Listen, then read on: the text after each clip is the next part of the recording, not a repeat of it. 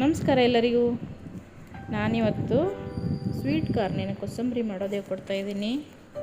ಮೊದಲಿಗೆ ಸ್ವೀಟ್ ಕಾರ್ನನ್ನೆಲ್ಲ ಹೀಗೆ ಬಿಡಿಸಿಟ್ಕೊಳ್ಬೇಕು ಒಂದು ಪ್ಲೇಟ್ನಲ್ಲಿ.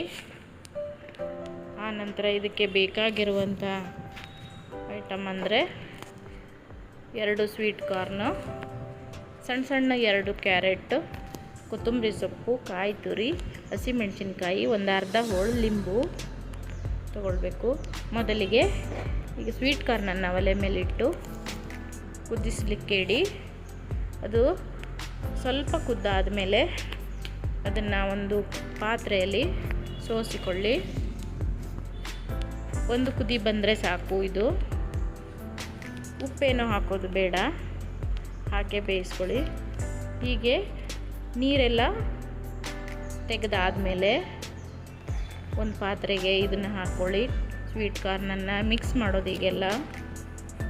ಈಗ ಕ್ಯಾರೆಟ್ ತುರಿ, ಹಾಗೆ ಕೊತ್ತಂಬರಿ ಸೊಪ್ಪು, ಹಸಿಮೆಣಸಿನ್ಕಾಯಿ, ಕಾಯಿ ತುರಿಯನ್ನು ಹಾಕ್ಕೊಂಡು ರುಚಿಗೆ ತಕ್ಕಷ್ಟು ಉಪ್ಪನ್ನು ಹಾಕ್ಕೊಳ್ಬೇಕು.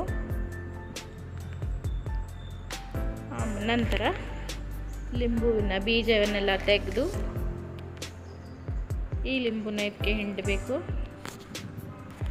ನಂತರ ಎಲ್ಲವನ್ನು ಚೆನ್ನಾಗಿ ಮಿಕ್ಸ್ ಮಾಡಿಕೊಂಡು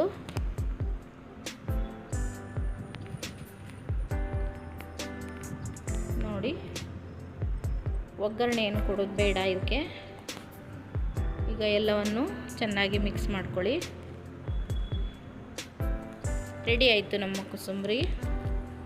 ಊಟಕ್ಕೆ ಒಂದು ಪಲ್ಯ, ಸಾರು ಜೊತೆಗೆ ಕೋಸಂಬರಿ, ಟೊಮೆಟೊ ಸಾರು ಜೊತೆಗೆ ಒಳ್ಳೆ ಕಾಂಬಿನೇಷನ್ನು. ನೀವು ಒಂದು ಸಲ ಎಲ್ಲರೂ ಮಾಡಿಕೊಂಡು ಟ್ರೈ ಮಾಡಿ. ವಿಡಿಯೋ ನೋಡಿದ್ದಕ್ಕಾಗಿ ಎಲ್ಲರಿಗೂ ಧನ್ಯವಾದಗಳು.